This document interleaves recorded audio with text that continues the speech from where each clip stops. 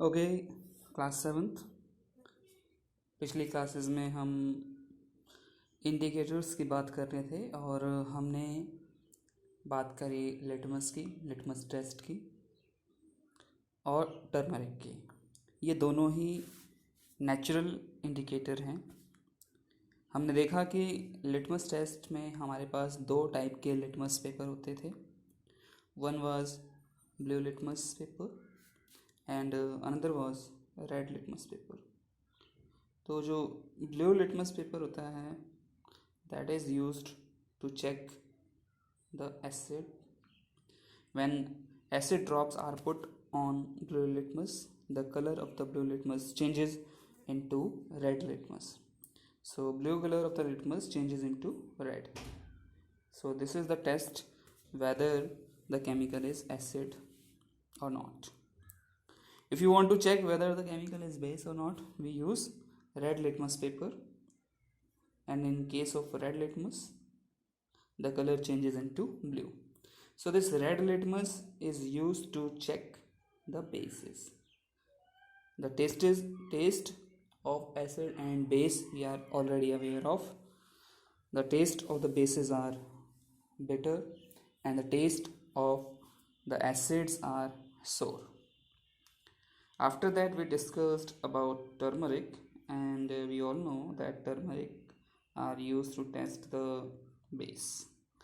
So when base is poured over turmeric, the color of the turmeric solution changes into red color. So turmeric is used to check the base. Now third indicator that we are going to discuss today is China rose. तो हम क्या करेंगे कि हम एक बर्तन में गर्म पानी ले लेंगे। उस गर्म पानी में चाइना रोज़, जिसको हम हिंदी में गुड़हल बोलते हैं, तो चाइना रोज़ ये गुड़हल का जो फूल है उसको हम गर्म पानी में डालेंगे, रखेंगे कुछ टाइम के लिए, जब तक कि वो अपना रंग ना छोड़ दें। तो जब वो रंग छोड़ देगा तो आप देखेंगे कि जो पानी के अंदर फूल का रंग जब छूटेगा तो वो रंग कुछ इस टाइप का दिखाई देगा, लाइट पिंक।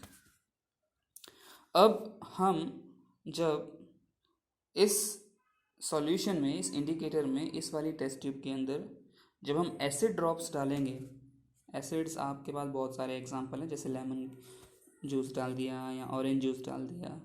जब आप डालेंगे तो उसका कलर चेंज हो जाएगा and it will appear to be magenta और डार्क पिंक। ये कब होगा?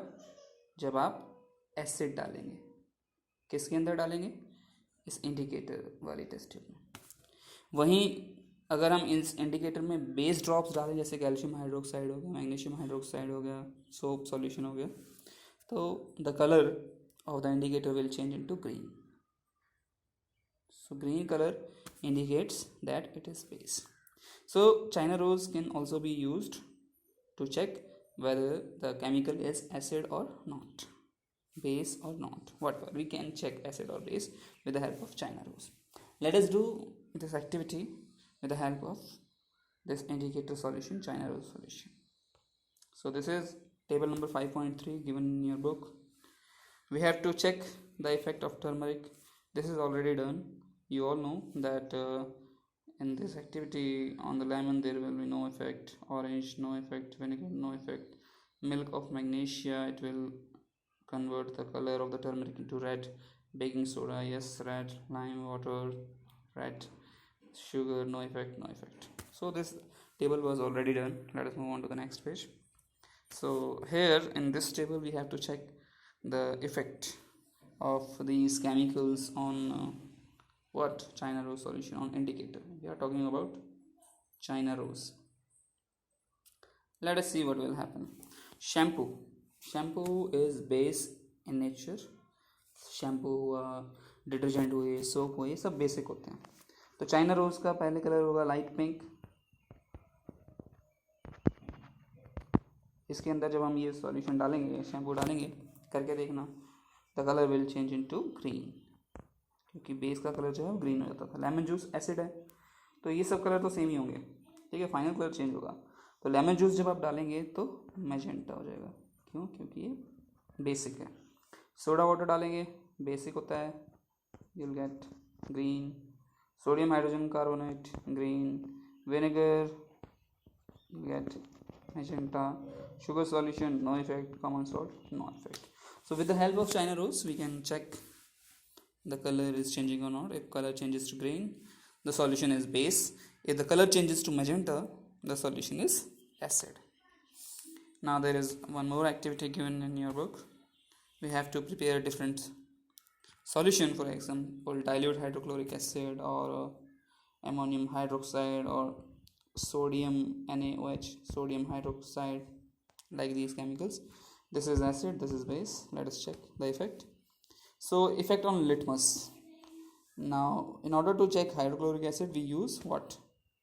Blue litmus, and the color will change into red. So blue color will change into red color. Effect on turmeric. Turmeric does not check acid, so there will be no effect. Effect on China rose.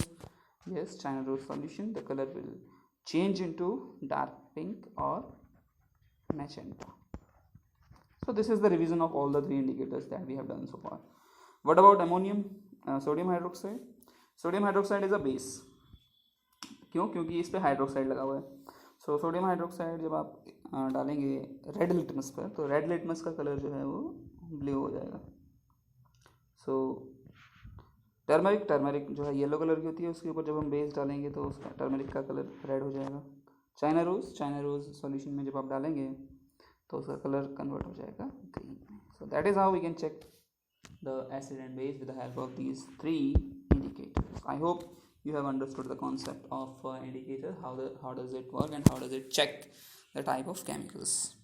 Now let us talk about further about acid. So acid are very dangerous to us, although in our stomach it releases hydrochloric acid and which helps in digestion, but excess of anything is not good. अति का भला, कुछ भी ज़रूरत से ज़्यादा अगर हो जाए तो वो अच्छा नहीं होता, right.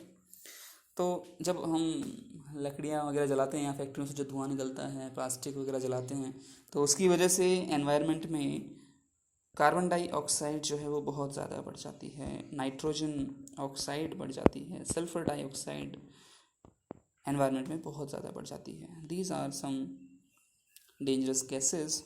Although carbon dioxide dangerous gas नहीं है, बट ये भी जब एक्सेस में हो जाता है तो फिर दिक्कत होती है, क्योंकि ग्रीन हाउस इफेक्ट होता है. तो जब बारिश होती है तो बारिश के अंदर ये जो गैसेस हैं, कार्बन डाइऑक्साइड, नाइट्रोजन ऑक्साइड और ये सल्फर डाइऑक्साइड, ये मिल जाती हैं, पानी के अंदर मिल जाती हैं. तो जब पानी क्या है? H2O. तो पानी के अंदर जब ये कार्बन डाइऑक्साइड मिलेगी तो एक एसिड बनता है, उसको हम बोलते हैं कार्बोनिक एसिड. नाइट्रोजन ऑक्साइड जब पानी के अंदर मिलती है तो नाइट्रिक एसिड बन जाता है, नाइट्रिक एसिड. फिर सल्फर डाइऑक्साइड जब पानी में मिलती है तो यहाँ से बनता है सल्फ्यूरिक एसिड. तो जब बारिश होगी और ये गैसेस मिलेंगी तो तेज़ाब बन गया, एसिड बन गया है ऊपर.